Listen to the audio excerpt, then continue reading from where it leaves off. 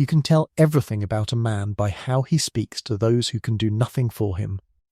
It was a saying Cecily Marchmont had heard first from her father, a country clergyman of very modest income and very great conviction, who had pressed it into her keeping the way other fathers pressed coins or cameos into daughters' palms before their deaths.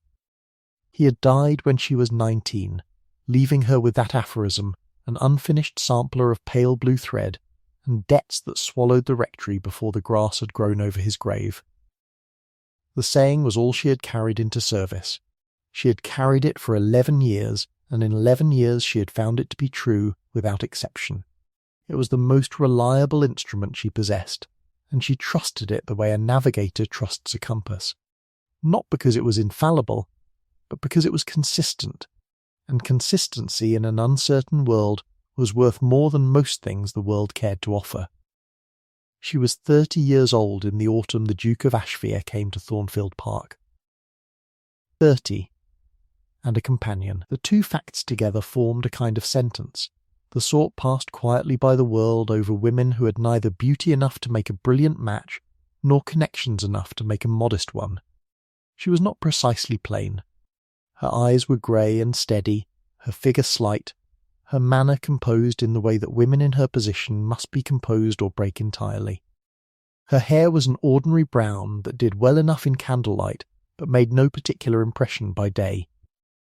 She had small, capable hands, and a good memory for names and obligations, and the subtle hierarchy of any household she entered, and a temper she had learned to keep at such a low and even heat that most people never detected it existed at all. She had been overlooked so many times by so many people in so many rooms that she had come to wear invisibility as a second skin. It was not unhappy, it was simply the shape of her days, and she had fitted herself to that shape with the patient pragmatism of someone who understands that a well-made garment can outlast a beautiful one by decades. 11 years was long enough to have formed opinions about the houses she had moved through, and she had moved through 4 before Lady Ashdown. The first had been a widow in Derbyshire, whose daughter required a companion more for propriety than for company, a girl of 16 who would rather have read novels than managed her mother's correspondence, and who eventually eloped with the under-gardener, at which point the widow dismissed everyone associated with the catastrophe as though proximity to scandal were catching. The second had been a family in Bath, 3 sisters in their middle years, and a mother who was dying in increments and had a great deal to say about it, and Cecily had spent 2 winters in that house, learning that grief expressed as complaint was still grief and deserved patience, even when the patience was expensive. The third had been a brief and uncomfortable arrangement with an earl's daughter, who discovered upon Cecily's arrival that she had expected someone more fashionable, a misunderstanding that resolved itself in 4 months with no particular ill will.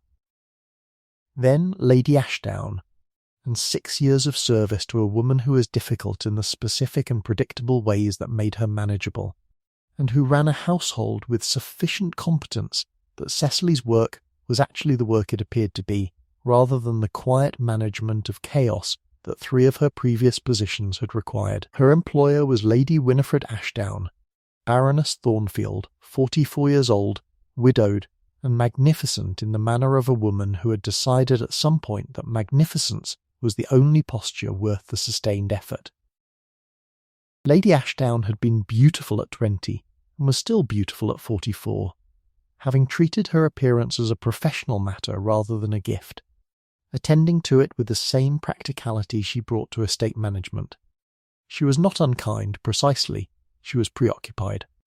She swept through rooms the way weather moves through valleys, loud and purposeful and leaving things altered behind her, and if Cecily was occasionally flattened in the passing, it was not malice but simple force of motion. The Baroness had opinions about everything and the energy to enforce them. She had a genuinely good ear for music, a taste in furniture that was costly but never vulgar, a nose for gossip that could detect the early stages of a scandal before its principals were aware of its existence, and a memory for social debts and obligations that would have served a barrister admirably. She required from Cecily the complete management of her correspondence, the tactful reordering of social commitments when they collided, the composition of letters she found too taxing to write herself when the cold made her fingers ache, and the maintenance of a running awareness of every person of consequence in the county, and how they stood in relation to Lady Ashdown. Cecily fetched and arranged and accompanied and listened and said very little that was not required of her. She had grown skilled at reading the room before she entered it, and at finding the edge of things, the quiet margin where a companion stood without quite disappearing. The household at Thornfield was ordered and comfortable by the standards of houses in which Cecily had worked, which was to say that the cook was reliable, and the housekeeper capable, and the footman young but willing to learn, and the whole machinery of the place operated with only the ordinary friction of human beings compelled to share space and purpose. Cecily liked the library, which was extensive for a house of Thornfield's size, and suggested that some previous Ashdown had valued books as the current Baroness valued furniture. She liked the walk along the ha-ha wall in the late afternoons of autumn, when the light went horizontal through the old oaks and turned everything briefly to gold before the cold came in from the north. She liked the small winter garden off the east corridor, which she had found by accident in her 3rd month, and claimed for herself in the way of people who find rooms that no one else is using. These small likings had accumulated into something she recognised, without making much of, as a life she could continue indefinitely. It did not soar. It did not require soaring. It was sufficient, and she had learned enough of the world to know that sufficient was not nothing. It was from this margin of settled sufficiency that she first saw the Duke. He arrived on a Tuesday in October, when the park was all bronze and rain smelled mud, the old oaks along the drive half bare, their leaves matting the gravel in wet drifts. The light was the colour of old pewter, and the rooks had gathered in the field beyond the ha-ha wall and were making their autumn collective complaint, that sound like a committee that has sat for 3 hours and reached no conclusion. Cecily was at the library window with Lady Ashdown's morning correspondence sorted in her lap, the letters ranked by urgency in the system she had devised in her 2nd year of service and never abandoned, when the travelling carriage turned in from the road. It was a fine carriage, very dark, with no crest on the door that she could make out through the rain. The groom who ran ahead to the portico was unfamiliar. She thought nothing of it at first. Lady Ashdown received a great many visitors of varying importance, and Cecily had learned not to rank them before she knew who they were. What she noticed was the man who stepped down from the carriage without waiting for the step to be let. He was tall, and wore his coat the way men wear coats when they have stopped thinking about clothes entirely, and the clothes have simply become an extension of the body, neither conscious nor careless, but simply present. He did not look up at the house in the way that visitors usually did, that involuntary assessment of a new place, its windows and proportions, and the statement it makes about the people within. He stood a moment in the rain with his hat still in his hand, regarding the gravel at his feet with an expression she could not fully read from the window, something between reluctance and decision, like a man who has come a long way to do a thing he does not particularly wish to do, and has arrived at the place where the doing is unavoidable. Then the footman opened the door, and he went in, and the carriage moved around to the stables, and the rook settled again in the frost-browned grass, and that was all. She learned his name from the letter she was sorting, not 4 minutes later. She had not recognised the seal when she placed it at the bottom of the stack that morning, having received it while Lady Ashdown was still abed. She recognised it now. The crest of Ashfere, one of the oldest dukedoms in the north of England, a device so old that the heraldry had an almost antique quality, the kind of seal you see on documents kept for generations. He was expected. He had been expected for some weeks, though Lady Ashdown had mentioned it only obliquely, in the way she mentioned things she wished to present as arrangements rather than ambitions, removing the question of whether they were welcome before it could be asked. "My dear," the Baroness had said over breakfast one morning in September, in the tone she used when she was arranging the world to her satisfaction, and wished Cecily to record the arrangement, "Lord Ashfare will be with us in October." He is newly returned from the continent and has some estate business to settle with the Thornfield solicitors. Nothing that concerns you particularly. And she had moved on to the question of whether the drawing room should be repainted before winter, which apparently concerned Cecily considerably, since she was dispatched to interview painters, compare their estimates, inspect their previous commissions in 3 neighbouring houses, and compile a report comprehensive enough to justify the Baroness's eventual decision to wait until spring, when the light would be better and the disruption to the winter season avoided. The Duke of Ashfare, Cecily gathered through the ambient intelligence of a well-run household, was 38 years old.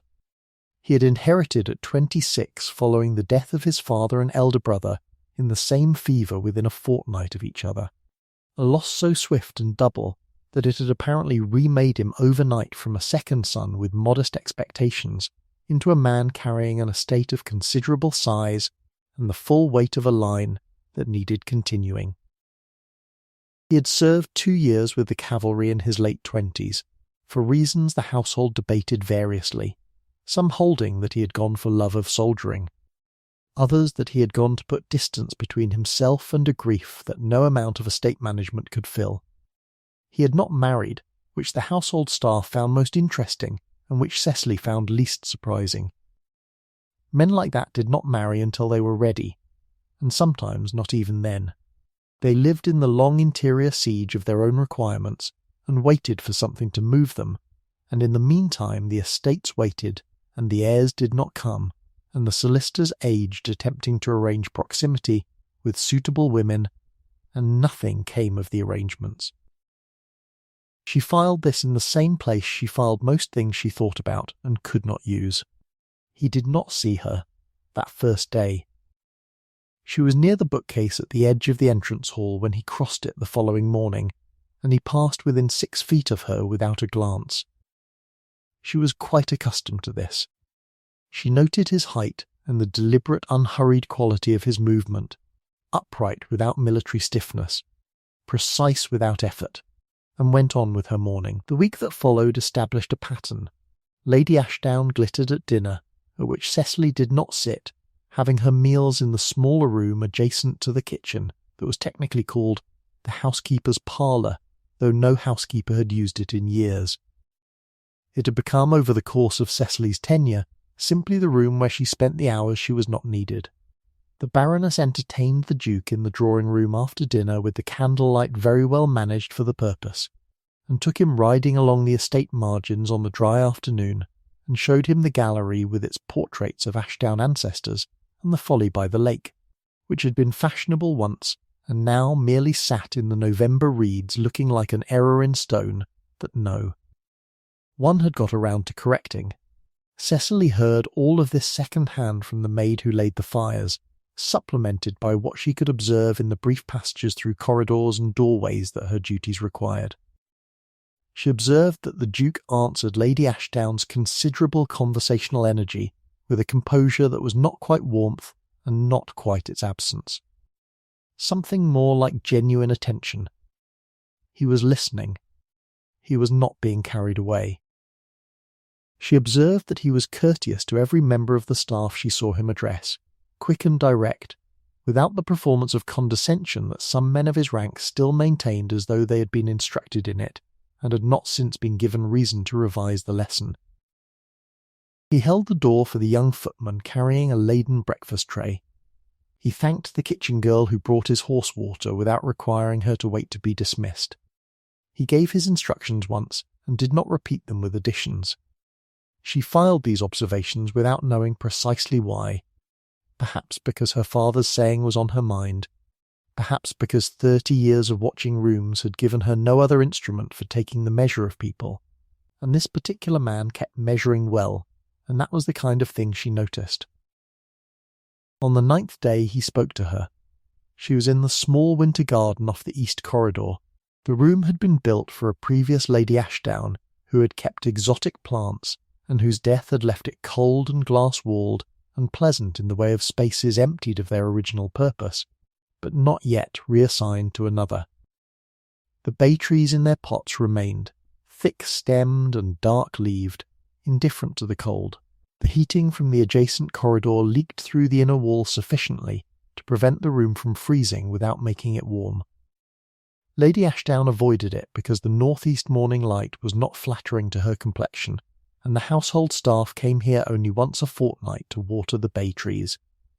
Cecily had discovered the room in her 3rd month at Thornfield, and had returned to it once a week ever since, because the combination of cold glass and pale light and the smell of old soil from the neglected window boxes made it feel like the outside without being the outside, which suited a certain mode of thought she could not achieve in properly heated rooms.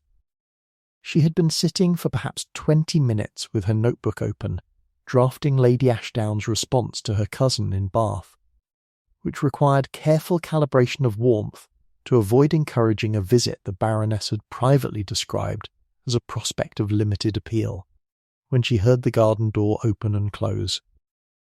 She looked up. He was standing at the far end of the room between the 2 bay trees, looking at her with mild surprise that was not displeasure. "I beg your pardon."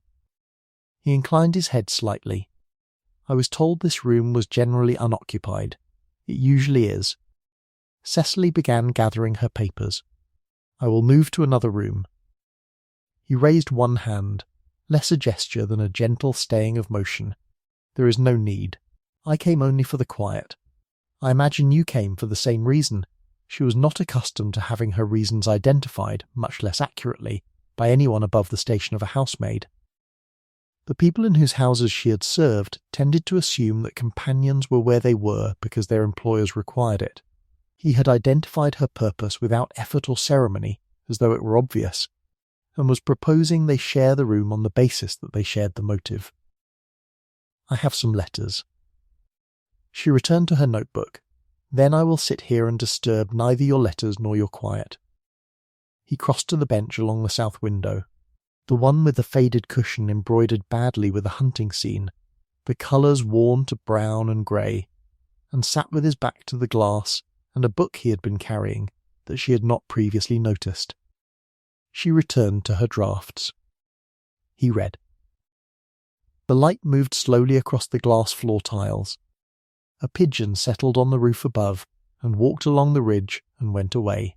They sat like that for perhaps half an hour, and it was the most companionable silence Cecily had passed in 11 years of service. He stood when she gathered her things to leave. She noticed the exact quality of it. Not a performance. Not a correction for an audience that did not exist. Simply a habit so deeply formed it operated below thought. She said good morning to the general direction of the room, and left before she could think about it further. The trouble with Lady Ashdown's arrangement, which Cecily had understood from the sealed letter and confirmed through careful observation, was that the Baroness intended to marry the Duke of Ashfire. She intended it with the focused practical energy she brought to all projects that mattered to her. The Duke was young enough to be interesting and old enough to be predictable. He was wealthy, ancient in title, possessed of an estate well managed and therefore likely to remain solvent, and he had returned from the continent without an evident entanglement. Lady Ashdown was beautiful in the way of women who have made beauty a profession, well connected, and in complete command of her household and her presentation. It seemed on paper an entirely possible thing. Whether the Duke understood what he had been brought to seemed to Cecily less certain. He had the manner of a man who had weighed the situation, found it manageable, and had not yet decided whether manageable was sufficient. This was different from a man who had decided he wanted something. The difference was not one that most people would notice. Cecily noticed it, and filed it, and said nothing. Over the following fortnight he continued to find the winter garden quiet, and so did she, and after the third coincidence the coincidences became an understood arrangement that neither of them named. They did not always speak. Sometimes they read in parallel for a full hour, the only sounds the turning of pages and the inadequate heating system's occasional protest, and the distant commentary of rooks from the park. He asked her opinion of a passage sometimes, and she gave it without the diplomatic softening she kept for public rooms. and he listened with the particular stillness of someone genuinely weighing what has been said before responding. He disagreed with her twice in the first fortnight, clearly and without apology, and she disagreed with his disagreement, and they arrived at neither resolution nor irritation, which she found interesting. He had a small scar below his left ear, old and well-healed, that she found herself noticing when he turned his head at a particular angle. She stopped noticing it after the 5th visit, because noticing things repeatedly served no purpose. He asked her name on a grey Wednesday in the 3rd week, as though they had been interrupted mid-conversation at some earlier point, and he was now returning to it. Cecily Marchmont. She kept her eyes on her notebook. I am Lady Ashdown's companion. I know what you are. He turned a page. I did not know what you were called. There was a difference in those two statements, and she felt it precisely. The way you feel a step that is slightly higher than expected. A small recalibration of where the ground lies. She returned to her letters and filed the difference in the same careful place she had been filing similar things for 3 weeks, under the heading of professionally inconvenient, and left it there. The afternoons provided their own opportunity. The park at Thornfield was extensive enough to walk without repetition, and she had her usual route along the ha-ha wall and back through the East Field, which she had walked since her first autumn at Thornfield. On one of these afternoons in the 3rd week of his visit she came down from the ha-ha and found him returning along the same path from the estate margins, where he had apparently been in conversation with the farm manager about the drainage situation in the lower meadow, a problem he described with the focused attention of a man who is genuinely interested in drainage and not simply performing interest in order to look capable. They fell into step without discussing it. The conversation that followed was nothing in particular and everything, the way conversations are when the people having them have stopped performing for each other and are simply present in the same cold afternoon.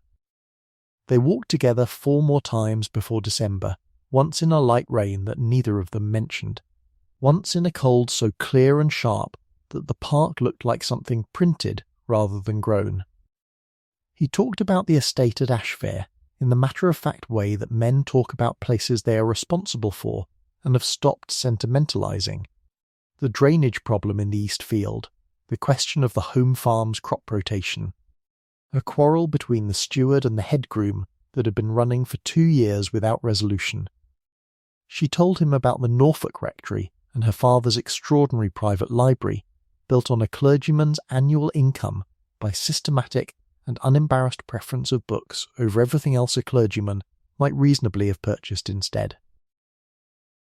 She described the smell of it, damp and tallow, and the particular dust that collects on the tops of densely shelved volumes. She described coming home from the dame's school at the age of 7 and finding her father in the study in his coat and hat and outdoor boots, having apparently sat down on entering to read 1 more page of something and been there 3 hours without noticing the cold or removing the hat.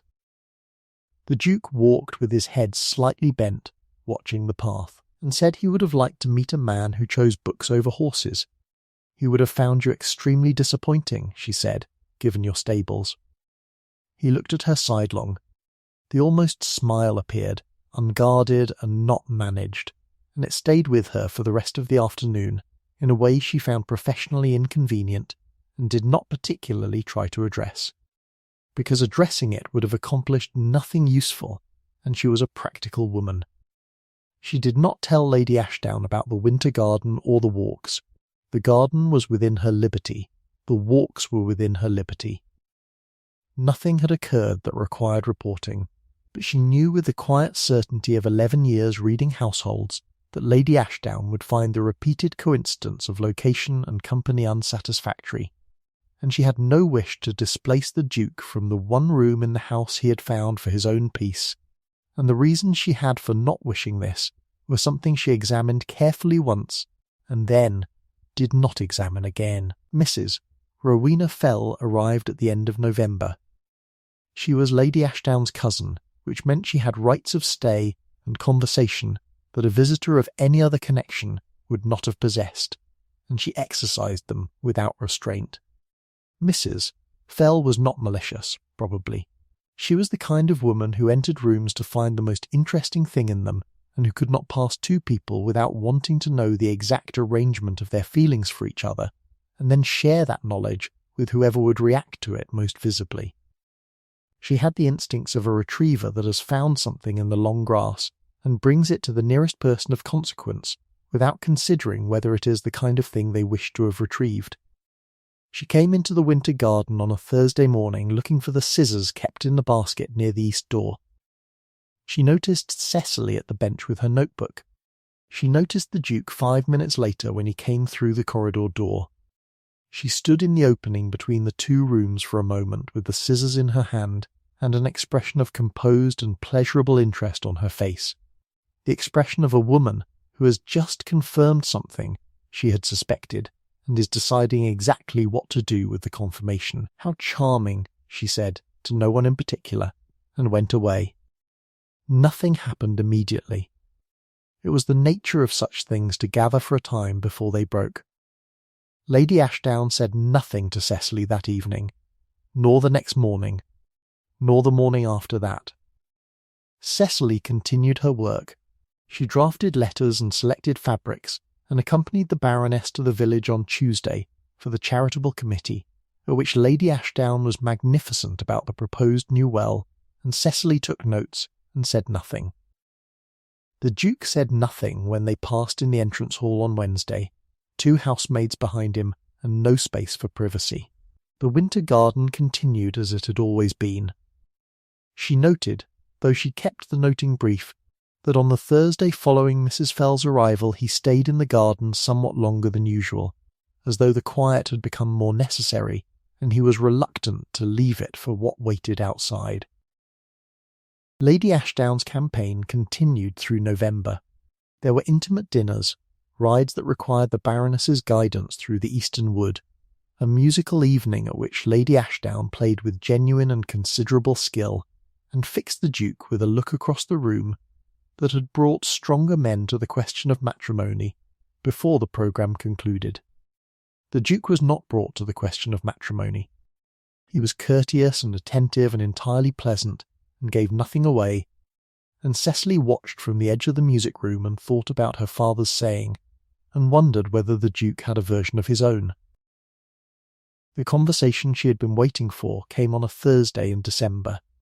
Lady Ashdown sat in the morning room with her coffee, and her hands folded and her posture absolutely correct, and said, in a voice entirely devoid of warmth but not of fairness, that she had become aware that Cecily had been spending some of her private hours in the East Wing winter garden, and that she had simply wanted to mention it. Because she understood that His Grace found the East Wing inconvenient for his purposes, and was unlikely to return to it, and she had mentioned as much to him this morning. She hoped Cecily found the library comfortable, as it was a considerably warmer room. Cecily said thank you. She said she was very comfortable in the library.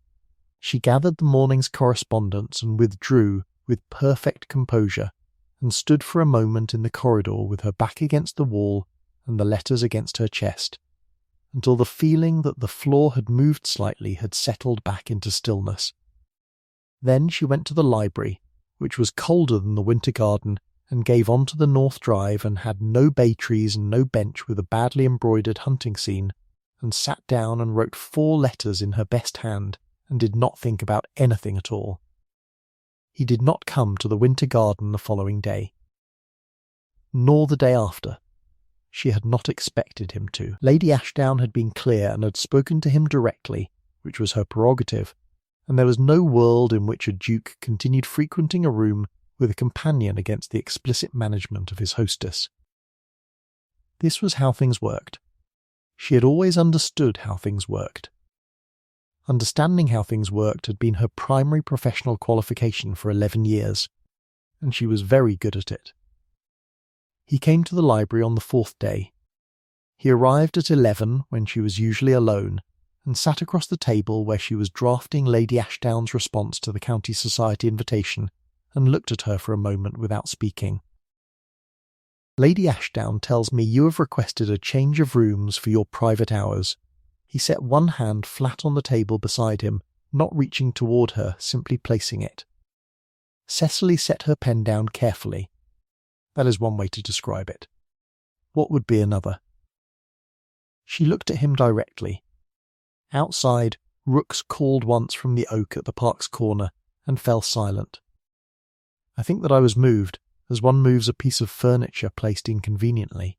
That is entirely within Lady Ashdown's rights. I have no complaint. You may not. He held her gaze without moving, but I find that I do. She said nothing.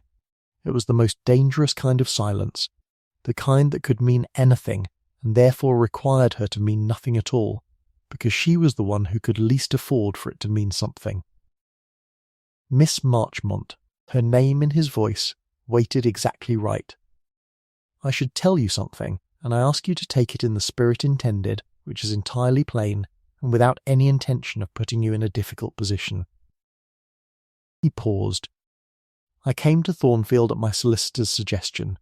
He and Lady Ashdown share a solicitor, which I mentioned not to diminish her, but to be clear that I came knowing something of what I was coming to. I was aware of the project. I am not as unobservant as I perhaps appear. Cecily folded her hands on the table. They required occupying. I have spent 6 weeks in this house. He did not look away from her. The only hour of my day I have found myself looking forward to is the one in the winter garden, and the reason has nothing to do with the bay trees. He stopped. I think you understand what I am saying. I think, she said carefully, that you are tired of the house and find quieter company a relief from the demands of society. That is one way to describe it. Her own words returned to her. She felt them settle somewhere behind her sternum and stay. Lord Ashfere. She kept her voice even. I think you should consider carefully before you say anything further. I am Lady Ashdown's companion. I have no means and no connections of any standing and no family name that opens doors. If you are suggesting something other than what I understand you to be suggesting, I hope you will tell me plainly, because I cannot afford to misread the situation and survive the misreading with any ease. I am suggesting. He did not rush and did not soften it. I would like to continue to sit in the same room as you and not be required to be anyone in particular. In time I would like to suggest further things, if you are willing to hear them. I have no intention of doing anything to damage your position here or elsewhere. The fire settled with a small sound. A door closed somewhere in the upper house. I will be in the library each morning at 11. She picked up her pen, as is my custom. He nodded once, the deliberate nod she had come to recognise as his way of marking something settled, and left. She sat for a moment with the pen in her hand, and the letter half finished on the table, and the fire burning steadily in the grate, and the afternoon going grey at the north window, and then she finished the letter, which was about the county society and not about any of the things she was thinking about, and the afternoon continued as afternoons did. What followed was not a courtship in any form Cecily had a name for. There were no flowers or letters or the conventional instruments of the purpose. There were mornings in the library, opposite sides of the long table. Occasional exchanges of opinion and quiet amusement and genuine disagreement that carried everything the conventional gestures could not. He told her about the cavalry with the matter-of-factness of someone who has put difficult things far enough away to handle. He described the field hospital with the same tone he used for the drainage in the East Meadow at Ashfere, which she thought was not indifference, but rather the voice of a man who had decided, at some point during or after the illness, that the things which had not killed him deserved to be described plainly and moved past cleanly. She found this quality in him the way she found most qualities in people she paid attention to, gradually and without announcement, and she added it to the list of things she was filing as professionally inconvenient, and did not look at the list directly. She told him about the Norfolk Rectory and her father's library, the Latin grammars beside the novels, the books of sermons beside the natural histories, all of it smelling of damp and tallow and entirely absorbing to a child who had nowhere else particular to be. She described coming home from the dame school at the age of 7 and finding her father in the study in his coat and hat and outdoor boots, having apparently sat down on entering to read one more page of something and been there 3 hours without noticing the cold. The Duke walked with his head slightly bent and said he would have liked to meet a man who chose books over horses. He would have found you extremely disappointing, she said, given your stables. The almost smile again. She filed it as professionally inconvenient, and it kept returning, and she kept filing it, and this continued until filing it became a habit she had stopped noticing. The way breathing is a habit you have stopped noticing. She thought about what it meant that she had noticed. In 4 houses before Lady Ashdown she had been invisible in the way of very good servants, present and capable, and simply not considered by the people she served, and she had not thought this remarkable, because it was the condition of her work, and she had arranged herself accordingly. In this house she had been invisible in the same way until approximately the 9th day of October. She understood that this was not a change in her. She had not become more visible. She had been noticed by a man who paid attention to things that most people did not pay attention to, which was a different event entirely, and she kept the distinction clear, because it mattered to her that she was clear about such things. What she was less clear about, and had been less clear about with increasing intensity since the 3rd week of October, was what she wanted. This was a question she did not customarily ask herself. What she wanted had been irrelevant to the shape of her life for so long that she had ceased consulting the question, and had learned instead to want what was available, and to find in the available things their actual merits, which were real and sufficient and genuinely valued. She wanted the winter garden and the walk along the ha-ha wall and the library, and the particular quality of the afternoon light in the park in late October. These were true wants, and she had them. The other thing she was beginning to notice she wanted she kept at the very back of the room, and did not look at directly, the way you do not look directly at a very bright light, not because it would destroy you, but because it would take some time afterward to see anything else clearly. On the afternoon of the 3rd week of December, the day before Mrs. Fell was expected to depart, Cecily passed the east corridor at a time when she was carrying several of Lady Ashdown's winter garments to the cedar press, and heard Mrs. Fell's voice in the drawing-room addressing Lady Ashdown about the companion's extraordinary influence over the Duke of Ashfire. Cecily did not stop walking. She did not slow her pace. She kept her steps even and her arms level, and carried the garments to the cedar press, and folded them in the proper way, the sleeves inward and the seams aligned, and closed the door. Then she stood in the corridor for a moment, and breathed and calculated. The dinner party was in 2 days. Mrs. Fell would still be in residence. 2 days was not enough time for anything to resolve itself, and resolution was not, in any case, something she had any particular power over. She went back to her work. The evening of the dinner party came on the 2nd Thursday of December. 8 persons sat at Lady Ashdown's table. The solicitor and his wife were among them, and a local baronet and his shy daughter who said almost nothing for 3 courses, and Mrs. Fell in her best green silk, and the Duke, and 2 others Cecily knew only as names on the guest list. Cecily was not at the table. She was in the adjacent parlour with her neglected needlework, a piece of linen with a vine pattern she had begun the previous spring, and had not much advanced. She was not precisely listening through the door, which was slightly ajar in the way of old houses that never quite close, more maintaining the background awareness that long practice had made reflexive, the low hum of social information that she processed the way a ship's navigator processes the sound of water, not because each sound requires a response, but because the pattern matters. She heard Mrs. Fell's voice during the fish course. She heard her own name in it, Marchmont, in the particular register Mrs. Fell used for intelligence of a delicate nature delivered to an audience selected for its receptivity. She heard Lady Ashdown's voice answer, very composed. the voice of a woman rearranging her posture at her own table. She set down the needlework and folded it, and sat with her hands in her lap and looked at the fire and arranged herself. She had known this was possible. She had known it from the moment Mrs. Fell had stood in the winter garden doorway with the scissors and said how charming.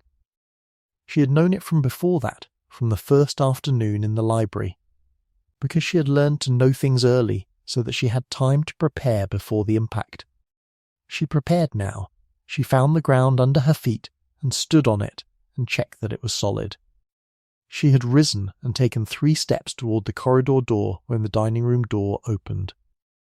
He was standing in the opening in his evening coat, looking at her with the full weight of the last 2 months in his expression and apparently no particular plan. You heard. She did not make it a question. Enough of it.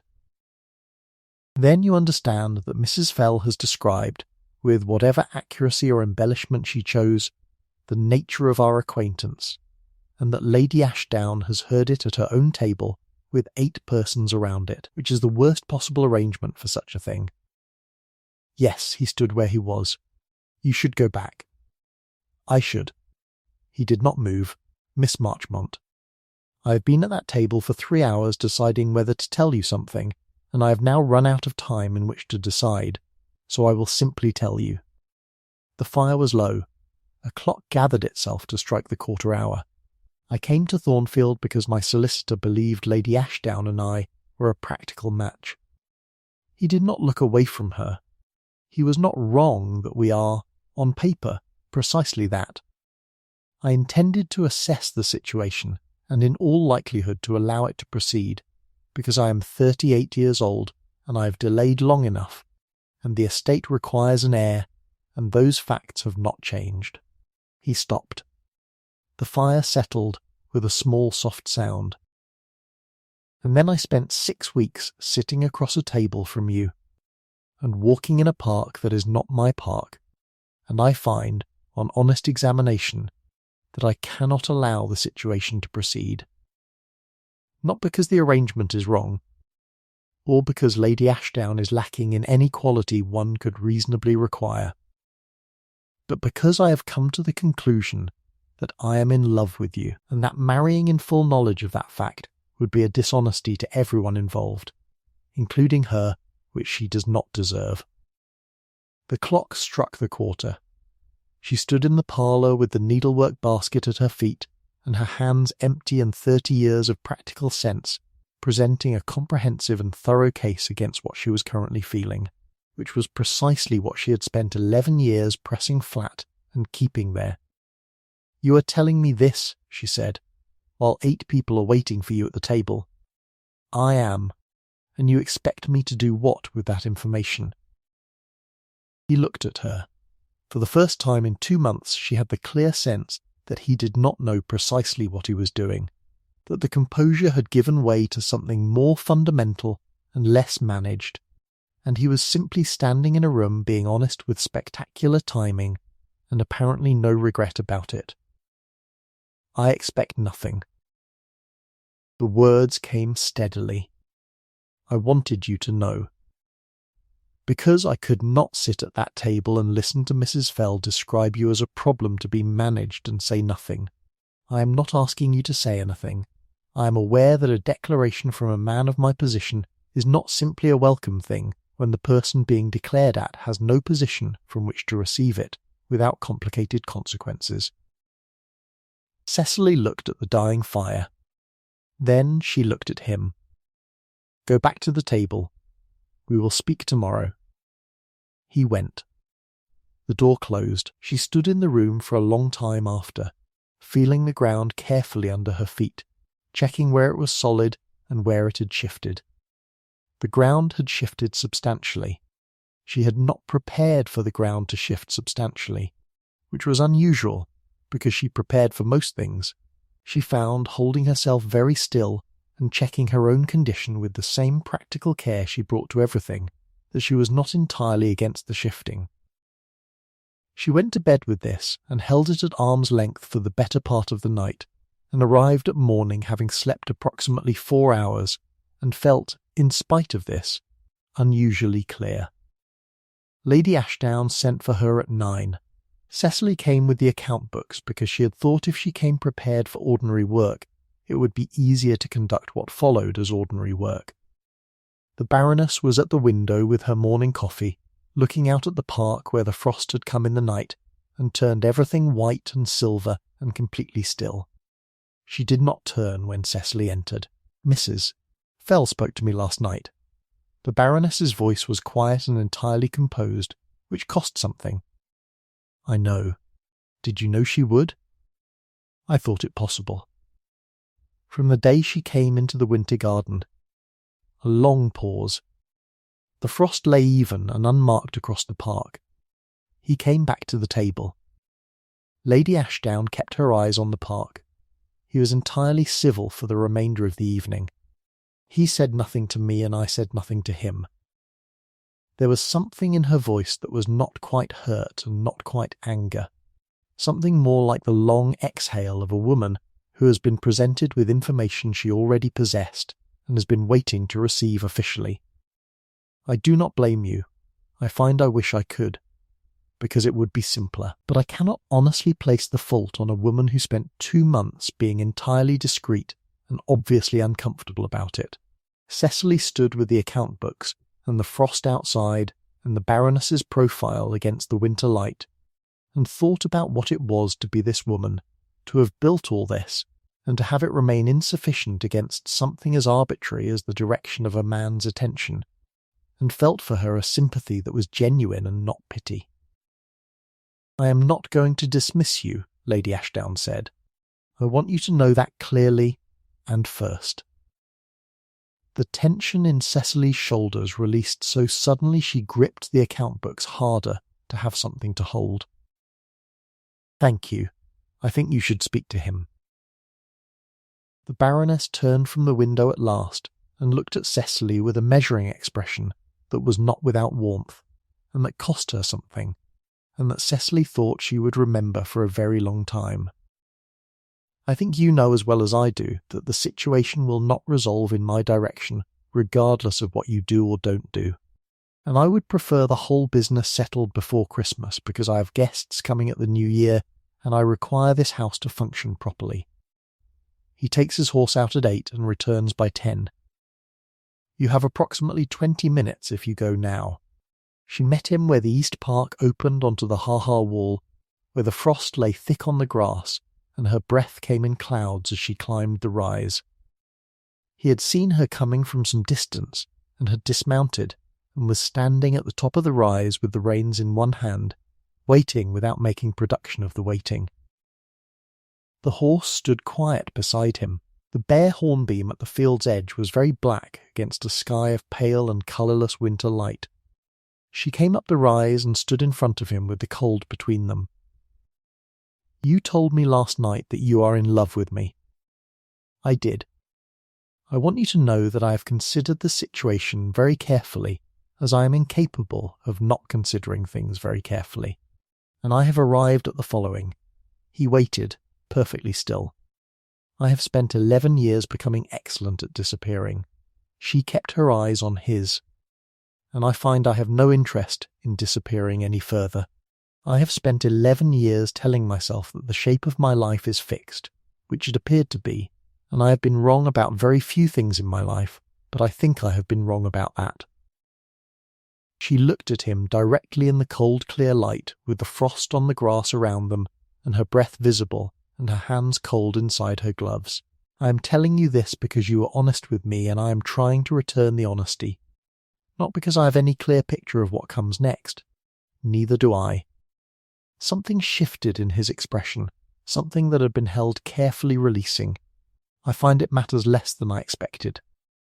"Good," she said, which was not what she had planned to say, but which seemed to serve. He was looking at her with the almost smile, and it was no longer professionally inconvenient. It was simply what it was, warm and specific, and entirely directed at her. "I should like," he said, "to return to Ashfire at the end of December when the estate obligations bring me home, and to write to you from there with your permission, and to come back in spring." and to have a conversation at some point in spring that is not conducted in a frost in someone else's field. He stopped. I am 38 years old, and I appear to have entirely forgotten how any of this is managed. I have never known, she said. I expect we will manage. The horse blew a great warm cloud against her shoulder, which made them both look at it, and the gravity of the last 2 months lifted into something lighter. They stood in the field with the frost and the bare hornbeam, and the horse's warm breath between them, and neither of them spoke. And it was the best silence Cecily had stood in 11 years of service, better even than the winter garden, and she was quite certain she would not forget the colour of the sky above the hornbeam's bare branches as long as she lived. He left 2 days after Christmas, the roads having dried enough to allow it. He bid Lady Ashdown farewell in the entrance hall with perfect courtesy, and she received it with perfect grace, and Cecily stood at the edge of the hall in her accustomed place, where she had stood at the edges of things for 11 years. He turned before he went through the door and looked at her directly, in front of the footman, and the Baroness's maid, and the housekeeper who had come for the last of the luggage. He bowed to her, a deliberate, proper bow, not the slight inclination of a social reflex, but the considered bow of a man making a statement to a room, the kind that is not decorative but intentional. The room received it in silence. The footman looked at the floor. Lady Ashdown's expression did not change. Cecily held the bow and let it mean what it meant and said nothing at all, and that was sufficient. He wrote on the 3rd of January. 4 pages in a clear unornamented hand, covering the lanes at Ashfere in winter, the condition of the home farm, the resolution of the 2-year quarrel between the steward and the head groom, which had been settled in the groom's favour on grounds the steward continued to dispute but had ceased to dispute loudly, and the state of the old northern wall along the kitchen garden, which required repointing and had required it for several years, and would continue to require it if the delays continued at their current pace. At the end, 1 paragraph. He had found himself that morning at his study window, without any memory of how long he had been standing there, which he thought she should know, and that he attributed the condition to her entirely, and that he remained hers. She read it 4 times.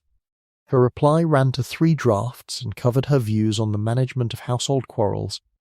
The Thornfield accounts she was reviewing, which had some interesting discrepancies in the kitchen expenditures she intended to raise with Lady Ashdown in the new year, and the observation that she had passed the winter garden 3 times in the past week, and found it entirely ordinary, which she meant him to interpret as he wished. The letters continued through January and February, one from each of them approximately once a fortnight, sometimes less, sometimes more. She kept his in the drawer under her writing materials, not hidden, simply there. In the place she kept things that mattered, and did not need to be announced. She did not read them again after the first reading, except occasionally on evenings, when the housekeeper's parlour was particularly cold, and the fire had burned low, and she found herself doing it without having decided to. Spring came late. The snow lasted through March, and the first green appeared only in the 2nd week of April, hesitant and thin, as though uncertain of its welcome after such a long cold. He came the 3rd week, riding rather than carriage, arriving in the late afternoon when the light had gone gold across the new-leafed park, and the rooks were back in the oaks making their spring noise, more settled and satisfied than the autumn complaint, as though they had arrived at a conclusion they were uncertain of in October, and found it sound. Lady Ashdown received him for dinner with the composure of a woman who has decided what her dignity is, and found it solid, which Cecily thought was genuinely admirable, and said so in her private mind with real conviction. Cecily sat at the dinner table for the first time, in the chair that had been Mrs. Fell's, who had not been invited back to Thornfield after December, and had not been expected to be. The Baronet's wife was there, and the solicitor and 2 neighbours whose company Lady Ashdown enjoyed, and who asked Cecily sensible questions and listened to her answers, and the evening was entirely pleasant in a way that Cecily kept marvelling at quietly throughout the soup and the fish and the roast. but marvelling not at the pleasantness itself, but at the fact that she was sitting at the table where for 6 years she had not sat, and it felt not strange but simply correct, as though the table had always been expecting her. After dinner, when Lady Ashdown had retired to the drawing-room with her coffee, he held the dining-room door open, and they stood together in the corridor, with the evening light coming gold through the window at the end of the hall, and the sound of Lady Ashdown's piano beginning in the next room, something slow and Italian. The pieces she played when she was in a reflective and private mood, and required the music to think by. He asked her to marry him very plainly, as he did everything, in the manner of a man who has been thinking about something for 4 months, and has finished with all the surrounding language, and arrived at the simple fact of it. She said yes, as plainly, and meant it fully, without qualification or hesitation, or the careful measuring of consequences that had governed her for 30 years, because she had done the measuring already, in November and December and January, and through the long cold months of waiting, and she had arrived at yes, and there was nothing left to add to it. He took her hand. They stood in the corridor with the evening light around them, and Lady Ashdown's music coming soft through the wall, and 11 years of practice at invisibility behind her. And in front of her everything that had no name yet, but was entirely, solidly, undeniably there. Outside, the park lay in its spring green, the grass long and new, and the first birds busy in the hedgerow along the eastern boundary. The old hornbeam at the east field's edge had come fully into leaf at last, every branch carrying the fresh weight of new growth. The tree that had stood bare and black against the colourless winter sky, now dense and unhurried and entirely itself, patient in the way of old things that have weathered many winters, and know with certainty that the green always returns. In the yard his horse had finished at the water trough and raised its head, and stood with its ears soft and its breathing slow and even, the way horses stand when they have decided they are somewhere they intend to remain. Thank you for listening to the story all the way to the end. Please tell us which city you're watching from and what the story made you feel. Don't forget to subscribe so you won't miss new stories.